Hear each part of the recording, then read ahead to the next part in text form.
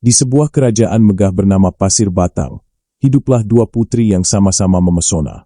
Purbararang, sang kakak, dikenal dengan kecantikannya yang menawan, namun di balik senyumnya tersimpan api kesombongan dan iri hati. Sementara itu, adiknya, Purbasari, memiliki kecantikan yang tak kalah menakjubkan, tapi bukan parasnya yang membuat semua orang kagum, melainkan hatinya yang lembut, tutur katanya yang halus, dan kepeduliannya terhadap rakyat kecil. Setiap hari ia menyapa rakyat, menolong mereka tanpa pamrih, bahkan ketika mereka tidak menyadarinya. Namun, kebaikan itu justru menjadi bara di hati Purbararang. Dalam diam, ia merasa terancam. Ia tak ingin kekuasaan kerajaan jatuh ke tangan adiknya. Aku yang sulung, aku yang berhak atas tahta. Begitu sering ia berbisik pada dirinya sendiri di ruang istana yang sepi. Waktu pun berlalu. Sang raja, ayah mereka, mulai menua dan jatuh sakit. Suasana istana menjadi muram, dan semua orang gelisah menanti keputusan sang raja tentang siapa pewaris kerajaan. Pada suatu malam yang sunyi, di hadapan para penasihat istana, sang raja dengan suara lemah berkata, "Tahta Pasir Batang akan aku wariskan kepada Purbasari." Keputusan itu menggema seperti petir di telinga Purbararang. Matanya membulat, wajahnya memerah, dan hatinya mendidih oleh amarah yang tak tertahan. Ia tersenyum palsu di hadapan semua orang, namun di balik senyum itu tersimpan niat jahat yang mulai tumbuh. "Baiklah, ayah," katanya dengan nada manis, "jika itu keputusanmu." Tapi di lubuk hatinya, Purbararang berjanji, ia tidak akan membiarkan adiknya duduk di singgasana itu. Tidak selama ia masih hidup. Beberapa hari setelah sang raja wafat, Purbararang mulai menjalankan rencananya. Ia bersekongkol dengan tunangannya, Indrajaya, seorang bangsawan licik yang haus kekuasaan. "Kita harus singkirkan Purbasari," bisiknya penuh kebencian. "Rakyat mencintainya, dan itu bahaya bagi kita." Maka mereka mencari cara untuk menjatuhkan sang adik tanpa menodai nama keluarga. Diadakanlah pesta besar. Dan di tengah pesta itu Purbararang menuduh Purbasari terkena kutukan karena berani menentang takdir. Ia menunjuk ke arah adiknya dan berseru, "Lihatlah, kulitnya mulai menghitam. Bukankah itu tanda bahwa ia dikutuk dewa?"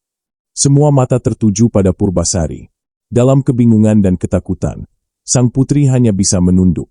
Ia tahu, apapun yang dikatakannya tak akan mengubah hati sang kakak yang telah diliputi iri. Keesokan harinya, keputusan kejam dijatuhkan. Purbasari diusir dari istana dan diasingkan ke hutan yang jauh, dengan alasan bahwa ia harus menyucikan diri dari kutukan.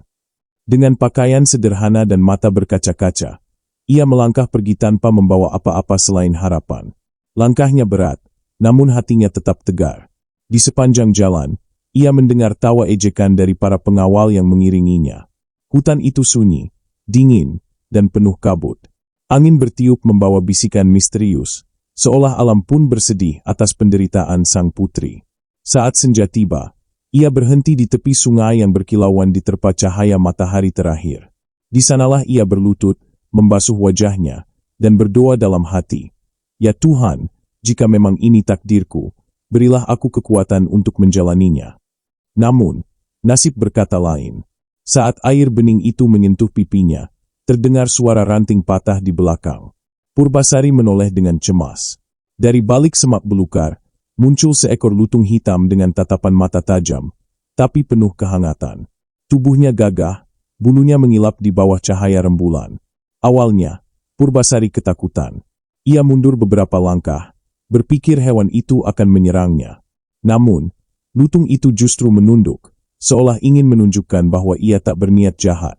Dengan perlahan, ia mengambil buah dari tangannya sendiri dan menyerahkannya pada Purbasari. Sang putri ragu sejenak, lalu tersenyum kecil. "Kau tak berbahaya, kan?" katanya lembut. Sejak malam itu, persahabatan aneh tapi tulus pun terjalin, antara seorang putri yang diasingkan dan seekor lutung yang menyimpan rahasia besar dari langit. Hari demi hari berlalu di hutan yang sepi. Setiap pagi, burung-burung berkicau lembut, seolah menyapa Purbasari dan sahabat barunya, Lutung Kasarung. Sang putri mulai terbiasa dengan kehidupan sederhana itu, memetik buah, menimba air sungai, dan berbicara dengan pepohonan. Namun, setiap kali ia merasa lelah atau sedih, lutung itu selalu hadir di sisinya. Ia membawa buah-buahan segar, daun obat, bahkan menyalakan api unggun di malam hari. Perlahan, luka di kulit Purbasari mulai sembuh, dan hatinya kembali tenang. Ia pun sering tersenyum, sesuatu yang sudah lama tak dilakukan sejak kepergiannya dari istana. Kadang, ia berbicara kepada Lutung Kasarung seperti berbicara pada manusia. "Kau tahu, Lutung, aku tak lagi merasa sendiri," katanya lembut. Lutung itu hanya menatapnya dengan mata yang teduh, seolah menyimpan rahasia besar yang belum waktunya diungkapkan. Suatu pagi, ketika embun masih bergantung di ujung daun, Purbasari terbangun dan terkejut melihat sesuatu yang luar biasa. Di hadapannya berdiri sebuah gubuk kayu yang indah, kokoh, dan hangat, seolah muncul begitu saja dalam semalam. "Siapa yang membuat ini?" gumamnya heran. Ia menatap ke arah Lutung Kasarung, yang sedang duduk di batu besar sambil tersenyum. Purbasari menatapnya tak percaya. "Kau yang melakukannya?" Lutung itu hanya menunduk, tidak menjawab. Namun, dari matanya, Purbasari tahu, ia tak salah menebak. Sejak hari itu, mereka tinggal di gubuk kecil itu bersama-sama. Purbasari menanam bunga di halaman, dan Lutung Kasarung menjaga sekeliling dengan waspada. Di tengah hutan yang dulu menakutkan, kini tumbuh tempat yang penuh kehangatan dan kedamaian. Namun, malam itu berbeda. Saat langit gelap tanpa bintang, Purbasari terlelap di dalam gubuknya, sementara Lutung Kasarung duduk di luar, menatap langit dengan mata sendu. Tiba-tiba, cahaya biru berkilau turun dari angkasa, menyinari tubuhnya. Lutung itu menunduk, dan dalam cahaya itu tampak bayangan sosok manusia, seorang pangeran berwajah tampan, berselimut jubah cahaya. Ia menatap ke arah langit dan berbisik lirih, "Duhai para dewa, hukuman ini panjang, tapi aku berterima kasih karena akhirnya aku menemukan hati yang tulus." Angin malam berhembus lembut, membawa bisikan itu jauh ke langit. Saat cahaya itu padam, Lutung Kasarung kembali ke wujud asalnya. Ia menarik napas panjang, lalu menatap ke arah gubuk di mana Purbasari tertidur dengan damai.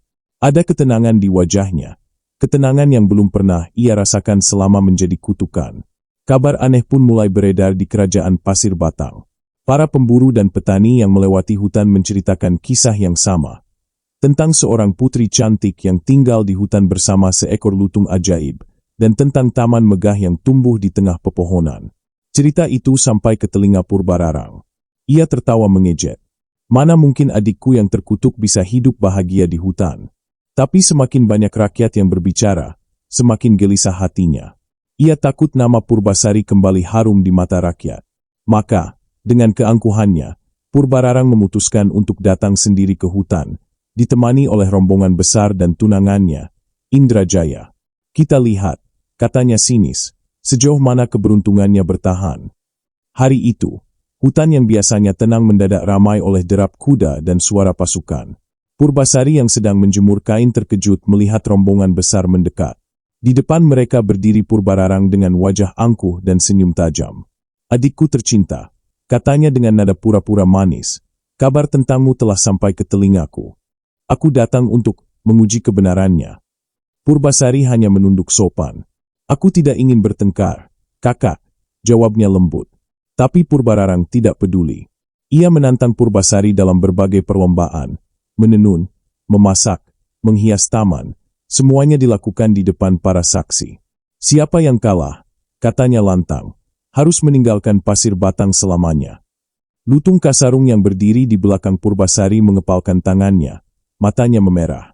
Ia tahu, ini bukan sekadar pertandingan, ini adalah ujian yang akan menentukan segalanya. Perlombaan pun dimulai. Udara di hutan terasa tegang. Para prajurit dan pelayan Purbararang berkerumun, menyaksikan dua putri kerajaan itu beradu kemampuan. Di babak pertama, mereka harus menenun kain sutra terindah. Purbararang menenun dengan penuh percaya diri, jemarinya lincah menari di atas alat tenun. Ia menoleh ke arah Purbasari dengan senyum sinis. Namun, Purbasari tetap tenang. Di sisinya, Lutung Kasarung mengangkat tangannya perlahan, dan tanpa sepengetahuan siapapun, benang-benang Purbasari mulai bersinar lembut. Dalam waktu singkat, hasil tenunan Purbasari berubah menjadi kain berkilau, halus seperti cahaya bulan. Semua orang tertegun. "Tidak mungkin," seru Purbararang dengan nada tak percaya. Tapi para saksi tahu, kain itu sungguh memukau, jauh melampaui hasil sang kakak. Purbasari hanya menunduk, sementara Lutung Kasarung menatapnya dengan bangga. Kemarahan Purbararang membara. Ia tak rela kalah begitu saja. Kita adakan tantangan kedua, serunya lantang. Kali ini, siapa yang dapat menghias taman paling indah di tengah hutan ini, dialah pemenangnya. Tanpa ragu, Purbararang memanggil pelayannya untuk membawa bunga dari istana, menyusunnya dalam pola rumit yang penuh warna. Tapi Purbasari hanya menatap sekeliling, lalu berjongkok dan menanam bunga liar yang tumbuh di tanah. Lutung Kasarung menutup matanya sejenak. Angin tiba-tiba berhembus lembut. Dari bumi yang basah, bermunculan bunga-bunga berwarna keemasan, kupu-kupu beterbangan, dan aroma harum memenuhi udara. Dalam sekejap, hutan yang gelap berubah menjadi taman surgawi. Semua orang terpana. Indah sekali, bisik salah satu prajurit. Purbararang menggertakkan gigi. Ini, sihir. Ini tidak adil. Tapi tidak ada yang memedulikannya. Semua mata terpaku pada Purbasari yang berdiri di tengah taman, dengan wajah bercahaya dan hati yang tulus. Namun, Purbararang belum mau mengakui kekalahannya. Dengan nada tinggi, ia mengajukan tantangan terakhir. Jika kau benar-benar lebih baik dariku, ujarnya, buktikan bahwa calon pendampingmu lebih tampan daripada Indrajaya. Kalimat itu membuat semua orang terkejut. Purbasari menatap kakaknya dengan bingung. Aku tidak punya calon suami, Kak, katanya pelan. Purbararang tertawa terbahak. Hahaha, jadi siapa? Seekor lutung itu. Semua orang ikut menertawakan Purbasari. Lutung Kasarung diam, namun matanya menatap tajam ke arah Purbararang dan Indrajaya. Purbasari memandang lutung itu dengan lembut. Aku tidak malu, katanya penuh keyakinan. Dia sahabatku. Dialah yang selalu menolongku. Bagiku, dialah yang paling tampan karena hatinya baik. Suasana seketika hening. Tak ada yang menyangka Purbasari akan berkata seperti itu. Purbararang yang tersulut amarah menatap ke arah lutung sambil mengejek. Tampan? Makhluk seperti itu. Tapi sebelum tawanya sempat berlanjut, bumi tiba-tiba bergetar. Angin berputar kencang, dedaunan beterbangan. Lutung Kasarung berdiri tegak, matanya bersinar menyilaukan. Dari tubuhnya terpancar cahaya putih yang semakin terang hingga menutupi seluruh pandangan. Semua orang berteriak ketakutan. Suara petir bergemuruh di langit, dan aroma bunga melati tiba-tiba memenuhi udara. Apa yang terjadi? Jerit Purbararang. Dalam cahaya itu, tubuh lutung perlahan berubah. Bulunya lurus satu persatu, dan di tempatnya muncul kulit manusia yang halus, wajah tampan, dan sorot mata yang lembut namun berwibawa. Ketika cahaya meredup, yang berdiri di hadapan mereka bukan lagi seekor lutung, melainkan seorang pangeran dengan aura yang menakjubkan. Semua terdiam, tak percaya dengan apa yang baru saja mereka saksikan. Pangeran itu berdiri gagah, mengenakan jubah berkilau yang seolah terbuat dari sinar matahari. Ia menatap Purbasari, lalu berlutut di hadapannya. Namaku Guru Minda, katanya dengan suara dalam dan tenang. Aku berasal dari Kahyangan. Aku dikutuk menjadi lutung karena kesombongan yang pernah kulakukan. Tapi karena ketulusan hatimu, Purbasari, kutukan itu kini terangkat. Purbasari menatapnya dengan mata berkaca-kaca. Ia tak bisa berkata apa-apa selain terharu dan bersyukur. Sementara itu, Purbararang yang tadi begitu angkuh kini gemetar. Ia menyadari betapa dalam kesalahannya, bahwa iri dan kebencian telah membutakan hatinya. Suasana di hutan itu berubah menjadi sakral, seolah seluruh alam menyaksikan keajaiban yang menyingkap kebenaran sejati, bahwa cinta dan ketulusan selalu lebih kuat dari keangkuhan dan iri hati. Udara di hutan tiba-tiba terasa hening. Semua orang menunduk, tak berani bersuara. Pangeran Guru Minda berdiri tegak di hadapan Purbararang yang kini terjatuh lemas di tanah. Duhai Kakanda, ucapnya lembut, aku bukan datang untuk menuntut balas. Aku datang untuk menunjukkan bahwa kebaikan selalu menemukan jalannya. Purbasari menatap kakaknya dengan mata berkaca-kaca. Purbararang, yang sejak awal dipenuhi rasa iri dan dendam, kini menunduk penuh penyesalan. Adikku, suaranya bergetar. Aku telah salah. Aku dibutakan oleh kesombongan dan rasa takut kehilangan segalanya. Air mata pun jatuh di pipinya, mencuci noda iri yang selama ini menutupi hatinya. Purbasari mendekat, memegang tangan kakaknya dengan lembut. Tidak ada kata terlambat untuk memperbaiki kesalahan. Kak, aku telah memaafkanmu, bahkan sebelum kau memintanya." Kata-kata itu menggetarkan hati semua orang yang hadir. Purbararang menangis semakin keras, dan di tengah tangisnya, Indrajaya yang selama ini berdiri di sisinya mundur pelan-pelan. Ia tahu, kejahatannya pun tak bisa lagi ditutupi. Guru Minda menatapnya tajam. "Kau, yang menebar fitnah dan ikut menjerumuskan seorang putri yang tak bersalah, terimalah ganjaran dari perbuatanmu." Seketika, angin berhembus kencang, dan tubuh Indrajaya berubah menjadi seekor kera yang melarikan diri ke dalam hutan, menjerit ketakutan. Semua orang terperanjat. Purbararang menjerit lirih, tapi Purbasari hanya memeluknya erat. "Biarlah semua berlalu," katanya lembut. "Biarlah kita memulai hidup yang baru." Guru Minda menatap keduanya dengan senyum penuh kebijaksanaan. Inilah kekuatan cinta dan pengampunan. Hanya hati yang suci yang dapat menghapus dosa sebesar apapun. Langit kembali cerah. Cahaya matahari menembus pepohonan, menciptakan kilauan emas di antara embun pagi. Burung-burung bernyanyi, seolah ikut bersukacita. Rakyat yang datang bersama Purbararang kini berlutut hormat di hadapan Purbasari dan Guru Minda. "Hidup Ratu Purbasari!" seru mereka serempak. "Hidup Pangeran Guru Minda!" Suara mereka menggema di seluruh penjuru hutan, menyatu dengan kicauan alam. Purbasari menatap rakyatnya, hatinya dipenuhi haru. Ia tidak pernah membayangkan, dari seorang putri yang diasingkan dan dihina, kini ia berdiri sebagai simbol kebaikan dan pengampunan. Guru Minda menggenggam tangannya, dan seketika sinar lembut turun dari langit, menyelimuti mereka berdua seperti restu para dewa. Mereka pun kembali ke istana Pasir Batang. Rakyat menyambut mereka dengan sukacita.